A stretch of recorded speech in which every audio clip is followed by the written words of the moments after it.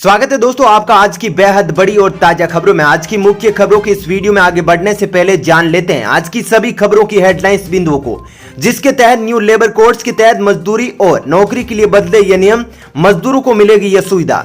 साथ ही दोस्तों अगली खबर में जानेंगे कोरोना से जुड़ी एक बड़ी खबर आ रही है। जी हां, WHO ने चेतावनी देते हुए 10 लाख और मौतों पर संभावना जताई है। तो वहीं कोरोना काल में आई अच्छी खबर, वायरस से लड़ने में प्रभावी एंटीबॉडी की पहचान, वैज्ञानिकों ने की बड़ी खोज। साथ ही दोस्तों अगली खबर में जानेंगे बैंक अकाउंट में नहीं है एक भी पैसा, फिर भी जरूरत पड़ने पर निकाल सकते हैं रुपए, इन बैंकों ने शुरू की यह खास स्कीम। साथ ही दोस्तों जानेंगे चीन को पछाड़ने के लिए 5G नेटवर्क पर ये 4 देश बना रहे हैं योजना। वहीं दोस्तों संयुक्त राष्ट्र में कश्मीर राग अलापने पर पाकिस्तान को भारत ने दिया मुंह तोड़ जवाब। साथ ही हमारे प्रधानमंत्री नरेंद्र मोदी को लेकर भी एक बड़ी खबर आ रही है। वहीं 1 अक्टूबर से बदल जाएंगे हेल्थ इंश्योरेंस से जुड़े ये नियम, जानिए क्या मिलेगा पॉलिसी धारकों को फायदा। साथ ही दोस्तों जानेंगे केंद्र सरकार ने राज्यों के लिए एक बड़ी सहायता की है, जिसके बारे में आपको रूबरू करवाएंगे। तो दोस्तों आज इन्हीं सब खबरों के बारे में आपको विस्तार से बताएंगे। इसके अलावा भी कई अन्य बड़ी खबरें हैं जिसके बारे में इस वीडियो में जानेंगे। तो दोस्तों वीडियो को अंत तक जरूर देखिएगा। साथ ही दोस्तों वीडियो में आगे बढ़ने से पहले आपसे एक छोटी सी विनती है कि इस वीडियो को लाइक और शेयर जरूर कीजिएगा। साथ ही हमारे चैनल को सब्सक्राइब जरूर कीजिएगा ताकि ऐसी ही खबरें आप तक हमेशा पहुंचती रहे। तो चलिए दोस्तों बिना देरी के फटाफट से जान लेते हैं आज की सभी बड़ी खबरों को। पहली खबर, न्यू लेबर कोड्स के तहत मजदूरी और नौकरी के लिए बदले ये नियम, मजदूरों को मिलेगा ये सुविधा। जी हां दोस्तों, नए मजदूर कोड पारित होने का लाभ देश के 50 करोड़ से ज्यादा संगठित, असंगठित और सब नियोजित कामगारों को मिलेगा। इसके तहत पूरे देश में एक समान मजदूरी मिलेगी। ESIC और EPFO के सामाजिक सुरक्षा कवच को व्यापक बनाकर सभी मजदूरों और स्वरोजगार करने वालों को इसमें शामिल किया गया है। महिला मजदूरों को भी पुरुष कामगारों के समान वेतन मिलेगा। महिला कामगारों को नाइट शिफ्ट में काम करने की अनुमति होगी, लेकिन कंपनी को उन्हें सुरक्षा मुहैया करानी होगी। नियमित कर्मचारियों की तरह ही अस्थायी कर्मचारियों को भी एक तरह की सेवा शर्तें, ग्रेच्युटी और छुट्टी मुहैया करानी होगी। वहीं वर्किंग जर्नलिस्ट की परिभाषा में अब डिजिटल और इलेक्ट्रॉनिक मीडिया में काम करने वाले पत्रकार भी इसमें शामिल होंगे। साथ ही प्रवासी मजदूरों को कंपनियां अपने घर जाने के लिए 1 साल में एक बार भत्ता देगी। वित्तीय घाटे, कर्जा, लाइसेंस पीरियड खत्म हो जाने से कोई कंपनी बंद हो जाती है तो कर्मचारियों को नोटिस या मुआवजा देने से इनकार नहीं किया जा सकेगा। वहीं कंपनियों की नियुक्ति के समय कर्मचारियों को नियुक्ति पत्र देना होगा। उन्हें हर साल मेडिकल चेकअप की सुविधा भी देनी होगी। साथ ही न्यू लेबर कोड के तहत हर मजदूर को नौकरी छूटने पर 3 महीने की आधा वेतन मिलेगा। नौकरी छूटने पर रीस्किलिंग के लिए 15 दिन की सैलरी मिलेगी। वहीं बता दें कि ESIC मजदूर बीमा और उपचार सुविधा, छोटी सी कंट्रीब्यूशन में ESIC के हॉस्पिटल और दवाखानों में मुफ्त इलाज की सुविधा मिलेगी।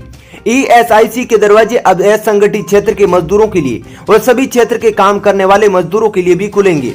असंगठित क्षेत्र के लिए सामाजिक सुरक्षा निधि का निर्माण, महिला मजदूरों को सभी क्षेत्रों में काम करने की इजाजत होगी। दोस्तों सरकार के द्वारा मजदूर कोड्स में किए गए इन बदलावों के बारे में आपका क्या विचार है, कमेंट बॉक्स में जरूर बताइएगा। साथ ही दोस्तों आप क्या काम करते हैं, अपनी राय कमेंट में जरूर बताइएगा ताकि हम उस काम से जुड़ी और उस क्षेत्र से जुड़ी भी खबरें आप तक ला सके। चलिए दोस्तों जानते हैं अगली खबर। कोरोना काल में आई अच्छी खबर, वायरस से लड़ने में प्रभावी एंटीबॉडी की पहचान।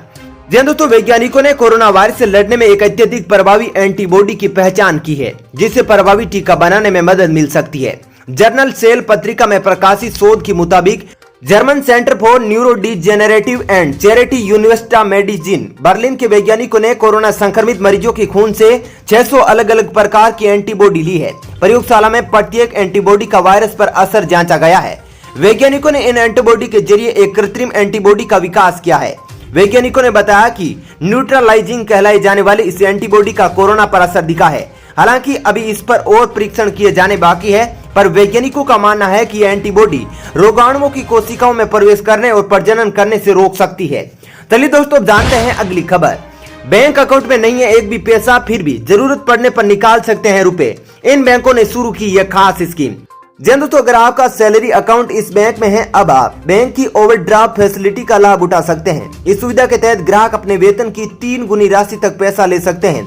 इसका मकसद ICICI बैंक की सैलरी अकाउंट होल्डर्स को EMI या चेक बाउंस होने से बचाना है। इसके लिए bank short term instant credit उपलब्ध करवाएगा। ऑनलाइन एप्लीकेशन देकर इस सुविधा को ग्राहक ले सकते हैं।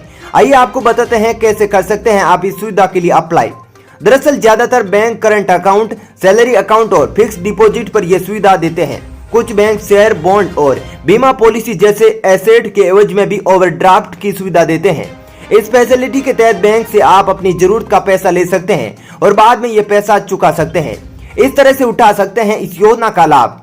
नंबर 1, अपने इंटरनेट बैंकिंग अकाउंट में लॉगिन करिए। नंबर 2, अब ऑफर सेक्शन में जाइए। नंबर 3, अब pre approved OD offer check करिए और फिर अप्लाई कर दीजिए, आपको अपना पैसा मिल जाएगा।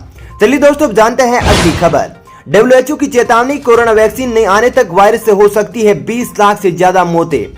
दोस्तों, महामारी के चलते दुनिया में कामयाब वैक्सीन के आने तक मौतों का आंकड़ा 2 मिलियन तक पहुंच सकता है। विश्व स्वास्थ्य संगठन के एक अधिकारी ने शुक्रवार को कहा कि महामारी को रोकने के लिए ठोस कार्रवाई न करने पर आंकड़ा बढ़ सकता है। हालांकि यह चिंता की बात है कि दुनिया में सख्ती लॉकडाउन में ढील दिए जाने के बाद नौजवान कोरोना वायरस को फैला रहे हैं। चलिए दोस्तों, जानते हैं अगली खबर। संयुक्त राष्ट्र महासभा में कश्मीर का मुद्दा उठाने पर भारत ने पाकिस्तान को लिया आड़े हाथों। दोस्तों, संयुक्त राष्ट्र महासभा में जम्मू कश्मीर का मुद्दा उठाने पर भारत ने शुक्रवार को पाकिस्तान पर पलटवार किया और कहा कि इस्लामाबाद ने एक बार फिर झूठ दोहराया है। संयुक्त राष्ट्र में भारत के स्थायी प्रतिनिधि राजदूत TS त्रिमूर्ति ने ट्वीट किया, पाकिस्तान के प्रधानमंत्री का बयान एक और कूटनीतिक गिरावट है, एक और झूठ का पुलिंदा, निजी हमले और पाकिस्तान के अल्पसंख्यकों पर अत्याचारों और सीमा पार आतंकवाद को छिपाने का प्रयास है। संयुक्त राष्ट्र महासभा के 75वें सत्र में पाकिस्तान के प्रधानमंत्री इमरान खान ने अपने हमले से रिकॉर्ड किए वीडियो संबोधन में जम्मू कश्मीर समेत भारत के आंतरिक मामलों का जिक्र किया था। चलिए दोस्तों, जानते हैं अगली खबर। अपना 5G नेटवर्क लगाएंगे क्वेड के देश जापान, ऑस्ट्रेलिया, भारत और अमेरिका के बीच अहम बैठक। दोस्तों, चीन के आक्रामक रवैये से परेशान दुनिया के 4 देश जापान, ऑस्ट्रेलिया, भारत, अमेरिका के बीच गठबंधन अब न सिर्फ ठोस आकार लेने लगा है बल्कि चीन पर नकेल कसने के उपायों पर गंभीर विमर्श के दौर भी शुरू हो गया है। शुक्रवार को इन 4 देशों के गठबंधन यानी क्वेड के तहत वरिष्ठ अधिकारियों के बीच वार्ता हुई। इसके भावी रोडमैप पर अहम चर्चा हुई है। इनके बीच चीन के सप्लाई चेन के स्थान पर अपनी सप्लाई चेन स्थापित करने और साझा 5G नेटवर्क लगाने पर बात आगे बढ़ी है। क्वेड के चारों देशों के विदेश मंत्रियों के बीच आगामी बैठक को देखते हुए शुक्रवार को हुई बैठक की अहमियत बढ़ जाती है। अमेरिकी विदेश मंत्रालय ने कहा कि यह सहमति बनी है कि 5G नेटवर्क के लिए भरोसेमंद वेंडर यानी कंपनियां जो इससे जुड़ी ढांचागत सुविधाएं देती है उनको बढ़ावा दिया जाएगा। चलिए दोस्तों, जानते हैं अगली खबर। पीएम मोदी आज संयुक्त राष्ट्र महासभा को करेंगे संबोधित, आतंकवाद के मुद्दे पर होगा जोर, पाकिस्तान को देंगे करारा जवाब।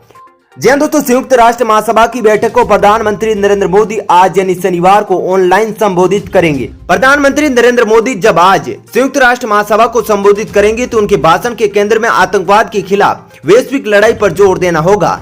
साथ ही सुरक्षा परिषद के सदस्यों के रूप में भारत की प्राथमिकताओं पर ध्यान केंद्रित करना होगा। उम्मीद की जा रही है कि संयुक्त राष्ट्र में इस मंच पर पाकिस्तानी प्रधानमंत्री इमरान खान ने जिस तरह से कश्मीर और भारत के खिलाफ जहर उगला है, प्रधानमंत्री इशारों में उसे करारा जवाब दे सकते हैं। चलिए दोस्तों, जानते हैं अगली खबर। 1 अक्टूबर से बदल जाएंगे हेल्थ इंश्योरेंस से जुड़े ये नियम, जाने क्या मिलेगा पॉलिसी धारक को फायदा। दोस्तों, IRDAI ने बीमाकर्ताओं को उन बीमारियों या चिकित्सा शर्तों को मानकीकृत करने के लिए कहा है जो किसी पॉलिसी के तहत कवर नहीं है। कोई भी बीमारी जिसका इलाज एक डॉक्टर द्वारा 48 महीने पहले किया जाता है, स्वास्थ्य कवर जारी करने से पहले की मौजूदा बीमारियों के रूप में वर्गीकृत किया जाएगा। इसके अलावा कोई भी स्थिति जिसके लक्षण पॉलिसी जारी करने के 3 महीने के भीतर हो गए हैं उसे भी पहले से मौजूद बीमारियों के तहत वर्गीकृत किया जाएगा। वहीं मानसिक बीमारी के लिए उपचार तनाव अब स्वास्थ्य बीमा पॉलिसियों के तहत कवर किया जाएगा। वहीं अब पॉलिसी धारक आधुनिक उपचार विधियों के लिए स्वास्थ्य बीमा कवरेज की उपलब्धता से वंचित नहीं है। बीमाकर्ता यह सुनिश्चित करेंगे कि स्वास्थ्य बीमा पॉलिसी अनुबंधों में निम्नलिखित उपचार प्रक्रियाओं को बाहर तो नहीं रखा गया है। चलिए दोस्तों, अब जानते हैं अगली खबर।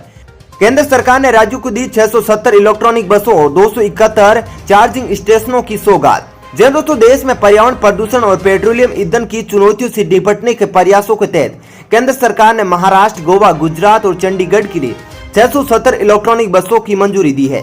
इसके अलावा मध्य प्रदेश, तमिलनाडु, केरल, गुजरात और पोर्ट ब्लेयर के लिए 241 चार्जिंग स्टेशनों की भी स्वीकृति दी गई है। ये सौगात फेम इंडिया योजना के चरण 2 के तहत दी गई है। फेम इंडिया योजना के चरण 2 के तहत दी गई स्वीकृति केंद्रीय भारी उद्योग मंत्री प्रकाश जावड़ेकर ने शुक्रवार को कहा कि यह निर्णय सरकार की पेट्रोलियम ईंधन पर निर्भरता को कम करने और वाहन के उत्सर्जन के मुद्दे को हल करने में प्रतिबद्धता दिखाता है। दोस्तों, फिलहाल इस वीडियो में इतना ही। ऐसी ही खबरें देखते रहने के लिए आप हमारे चैनल को सब्सक्राइब जरूर कीजिएगा साथ ही दोस्तों वीडियो के बारे में आपकी जो भी राय हो कमेंट करके जरूर बताइएगा। और दोस्तों यदि आप भी हमारी मेहनत को सपोर्ट करना चाहते हैं तो इस वीडियो को लाइक और शेयर जरूर कीजिएगा। धन्यवाद।